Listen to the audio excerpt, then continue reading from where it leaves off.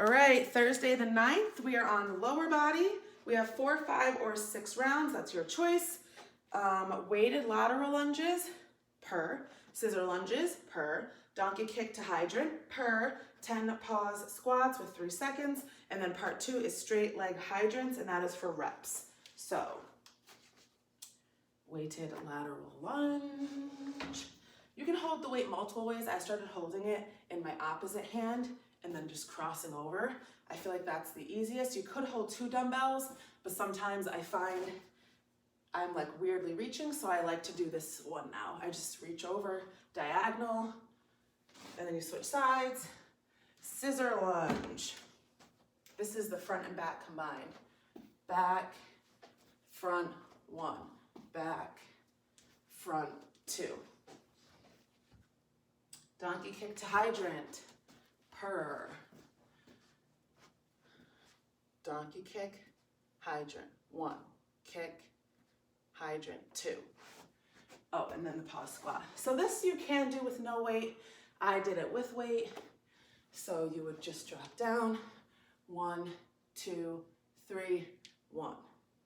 1, 2, 3, 2. So you're holding your pause for 3 seconds. And then our straight leg hydrants are same stance as our fire hydrant, but you're gonna put your leg out straight and you're gonna kick up like this to the side. Okay, so weighted lateral. So what I was saying was you can hold the weight a lot of different ways for a weighted lateral lunge. You could hold 2 on your side, you could hold 1 across your chest, or you can hold 1 in the opposite arm of the leg that you're stepping out on. So what I'm saying is I found that holding it in the opposite arm is the easiest for me to maintain the form I want, okay? So I'll show you without weight, and of course this can be done without weight. So you're gonna start with your feet together, you're gonna pick a side because you have to do per side. You're gonna step out, but your feet are both pointing still forward, and you're going to sink your butt backward and diagonal, okay? So this is how you end up. So notice that I'm not turned to the side. My feet are still forward, my hips are still forward, but I drop my butt back and to the side. So there's like a diagonal pocket right here, and I want to drop my butt into it, back and to the side, okay? So from the side, it looks like this. And when you do it, all of the weight should be on this leg, okay? So technically, I should be able to do that. Great, my knee just started to hurt. Wonderful. I always have something wrong. If you've been with me, I've been through so many things that hurt and bother me, it's not even funny. Okay, anyways, so that's your lateral with nothing. Now, as I mentioned, weighted, you could hold a weight in each hand, and it would just go on either side of the knee. Oh, this is gonna kill me. You could hold 1 like this and go here, or what I've been doing is I've been holding 1 in the opposite hand and kind of crossing. You don't have to necessarily touch your toe, but I've just been kind of crossing and reaching. So for me, that one feels the most comfortable. Sometimes if I hold 1 like this, I feel like I fall forward too much. If I have 1 on either side, sometimes I feel like my upper body almost goes to the side too much because I'm trying to avoid my leg and make sure that my weights are on either side. So you'll find it works for you. I'm right now really liking just the 1 opposite. So yeah. Then we have our scissor lunges. So what our scissor lunge is it's combining your front, your reverse and your forward lunge. And that counts as 1. So you're going to start with whatever. So I'm gonna start with my right foot. I'm gonna do a reverse lunge. I'm gonna do a front lunge. 1, reverse, front, 2. So with this, you can either back, pass through to the front 1, back, pass through, or you can back, stop, front, stop, 1, back, stop, front. So as you're more comfortable or the stronger that you are, you'll see what I'm talking about when I say pass through. You kind of just bounce. Well, you can even honestly go from here to here to here. You can just continually pass.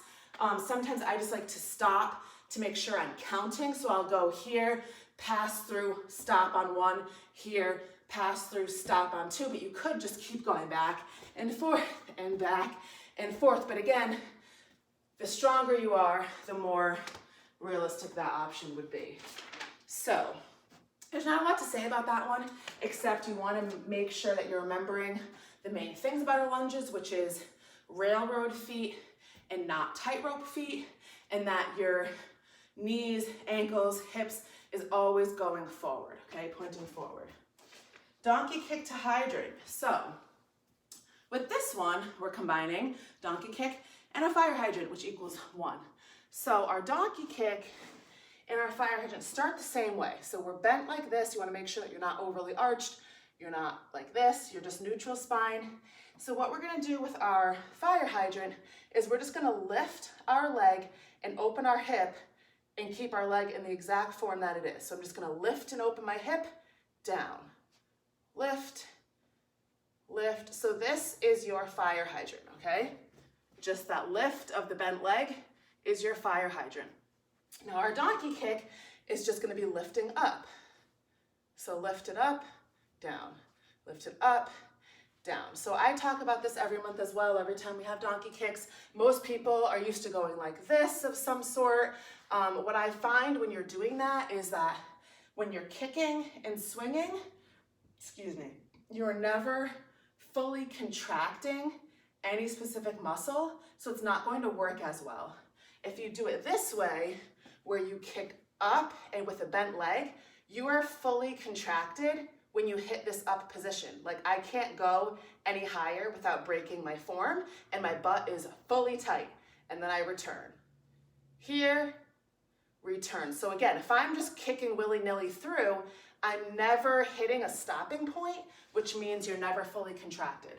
So you're gonna go up. You could start with either one. You could go out, up 1, out, up 2, or up, out 1, up, out 2. So see, just doing those few, my butt cheek's already burning. So I remember going to the gym and doing a ton of these, and like my back would be burning, other things would be burning, then I'd eventually feel like I was getting a Charlie horse, then my butt would kind of be burning, but it would be, I'd have to do so many, and I think the form was just so bad. If I do it this way with my bent leg, like I said, every single time my leg goes up, I am hitting that contraction. My butt is fully tight. I can feel it. It burns after just doing the 6 or 8 that I just showed you, okay?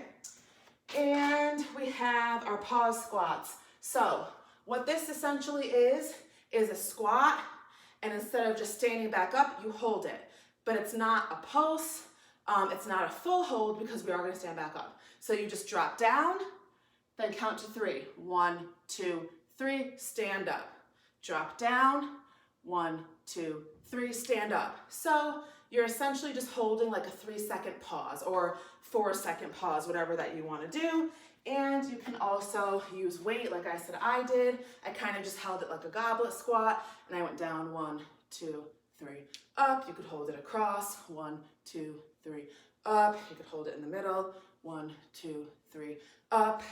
You can, of course, do a full sit. If you have to do a full sit, you're going to do more of a box squat, which actually that is what it's called. When you do a full sit, it's called a box squat, because in the gym, it would be like a plywood box, obviously not a chair, but you could do it with weight. So if you have to fully sit, you can just do a full sit with a weight, stand up, and you can hold it goblet style, full weight, okay?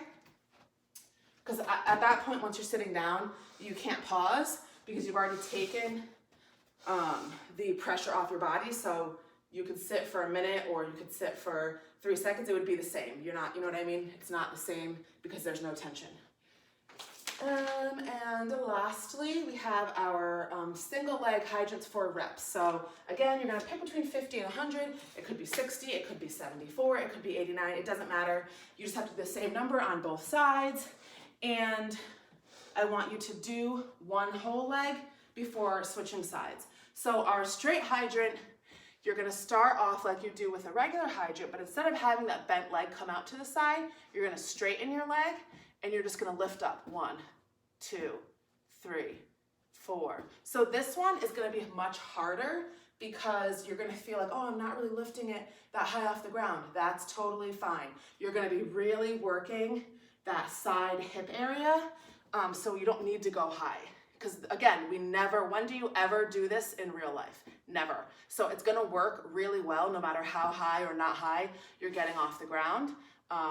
Sometimes I just get so like tired, I like drop down so I feel like I have like more leverage, but try to stay up and even as much as you can. Again, you'll feel it. It's a very weird thing to be lifting, because usually even if people do stuff with the side, they'll do something like either standing like this or they have the cable, but when you're bent forward and you're doing it, it's just so much harder and it just feels very weird. So anyways, that's for reps, and that's Thursday the 9th.